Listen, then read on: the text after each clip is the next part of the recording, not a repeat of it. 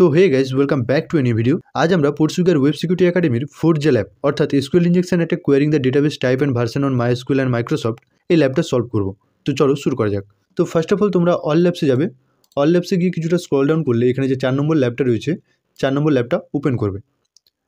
4 নম্বর ল্যাবটাতে click করে open করার পর এখানে যদি আমরা এই ল্যাবটার যদি ডিটেলস বা যে ডেসক্রিপশন সম্বন্ধে যদি আমরা জানতে যাই, দেখবে এখানে বলছে this lab contains a SQL injection vulnerability in the product category filter. মানে এই ল্যাবটার প্রোডাক্ট ক্যাটাগরি ফিল্টারের মধ্যে একটা এসকিউএল ইনজেকশন ভালনারেবিলিটি রয়েছে। You can use a union attack to retrieve the results from an injected query.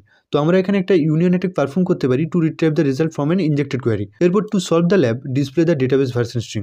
আমাদেরকে এই ল্যাবটা সলভ করার জন্য যে ডেটাবেস ভার্সন আছে সেই ডেটাবেস ভার্সনটা আমাদেরকে ডিসপ্লে করতে হবে বা বার করতে হবে। দেখবে আমরা যদি হিন্টের মধ্যে যাই, দেখবে এখানে বলছে you can find some useful payloads on our SQL injection cheatsheet. তো আমরা এটাকে কী করবো, নিউ ট্যাব করে ওপেন করব। ওপেন করার পর এখানে যদি কিছুটা স্ক্রল ডাউন করি, দেখবে এখানে ডেটাবেস ভার্সন বার করার যে পেলোডসগুলো সেগুলো এখানে রয়েছে। তো আমরা এখানে মাইক্রোসফট আর মাইএসকিউএল ডেটাবেস ভার্সন বার করব। তো দেখবে দুটো পেলোডই সেম। তো আমরা এবারে কী করবো, অ্যাক্সেস দ্য ল্যাবে ক্লিক করব।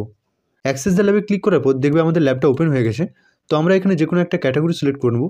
তো আমরা এখানে পেটসে ক্লিক করবো। পেটসে ক্লিক করার পর যদি আমরা ইউআরএল দেখি, দেখবে category is equal to pets রয়েছে। তো এবারে আমরা কী করবো, এখানে যে প্রক্সি রয়েছে প্রক্সিতে আমরা বাবস্যুট সিলেক্ট করবো।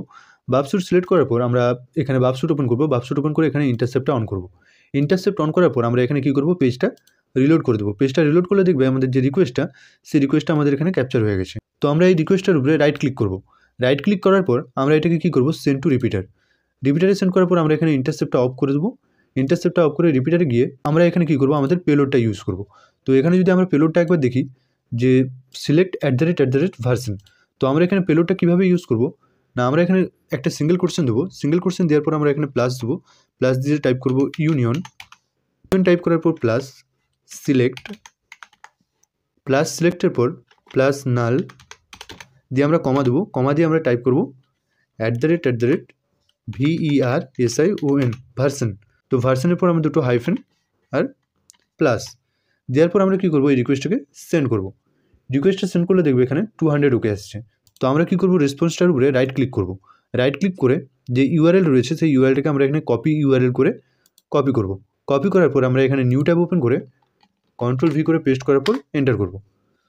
দেখবে আমাদের এখানে ল্যাবটা সলভ হয়ে গেছে। Congratulation, you solve the lab. কিছুটা স্ক্রল ডাউন করলে আমাদের যে ডেটাবেস ভার্সন রয়েছে সেই ডেটাবেস ভার্সনটা আমরা এখানে দেখতে পাবো।